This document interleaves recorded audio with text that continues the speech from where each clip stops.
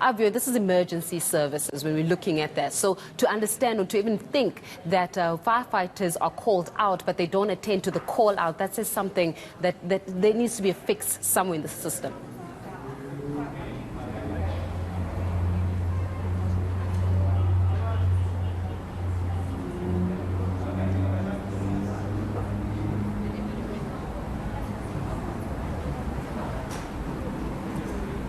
Avio, I believe that you cannot. I believe that you cannot hear us this afternoon. Yes, but certainly we woke up to that news this morning that around 230 firefighters from the city of Johannesburg have been suspended.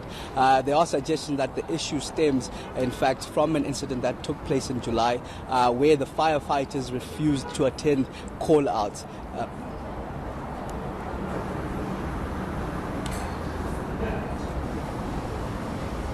Can you hear me, Faye? Yes, I can. I've got you now, Avio. So when we're looking at it, I believe that you're standing with one of the EMS spokespeople, just to give us an insight in terms of exactly what's been developing.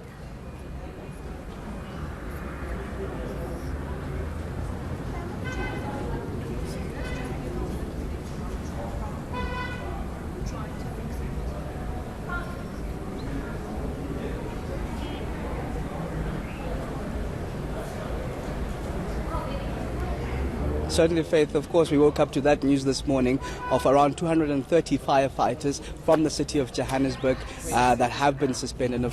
There are suggestions that the issue stems from an incident that happened in July where the firefighters refused to attend call-outs. But just to get more clarity on that, I'm joined by EMS spokesperson Robert Mlao. So thank you for joining us, sir.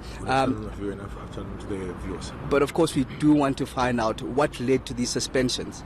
Yeah, the suspension was caused by a situation where firefighters refused to carry lawful instructions of responding to emergencies as it was prescribed in our contract of employment, and also participating in an illegal strike or go slow.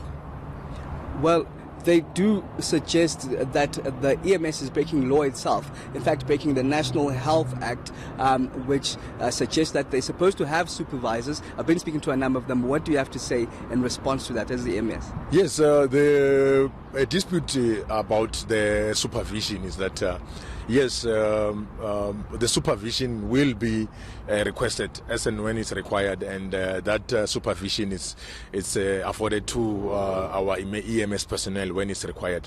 So from our side, hence we're saying that that kind of supervision is being provided.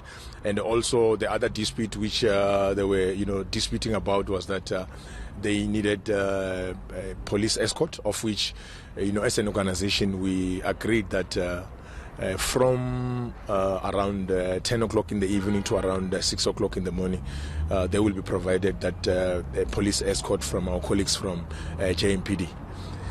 Well, they do suggest that supervision is something that they're not receiving at this stage, and they will be taking up with the law. Do they get supervisors when they do get call-outs? Yes, that supervision, it's all the time. It's as a department, we make sure that there is that required supervision every time when they respond to that emergencies. So from our side, hence we have to come to this conclusion that we had to serve them with. Firstly, we had to issue an ultimatum to say maybe there's a confusion in terms of understanding, the regulations. Hence, there was an ultimatum which was issued initially, and then some of the firefighters came back to work, and then the others decided that no, they are going to continue with their illegal strike. Hence, these suspensions were issued. Now, you are 231 firefighters down. If disaster were to strike in the city of Johannesburg, would you be capacitated enough as the EMS? Yes, we've got enough, EMS personnel to be able to render effective service, to all the residents of the city of Johannesburg, because we've got over 1,300 EMS personnel within the service, of which we should be able to render that service to our communities. However, we pleading with our firefighters that we need to find each other so that we can continue to render services without any disruptions.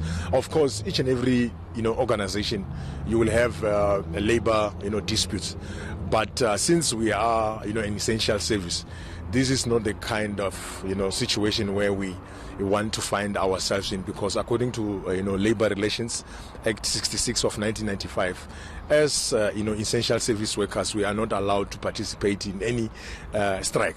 So we're hoping that we'll be able to find each other and resolve this matter amicably. And of course, our residents want to reassure them that we will continue to render the service. Will make sure that their lives are not endangered by these suspensions of these firefighters who are on suspensions.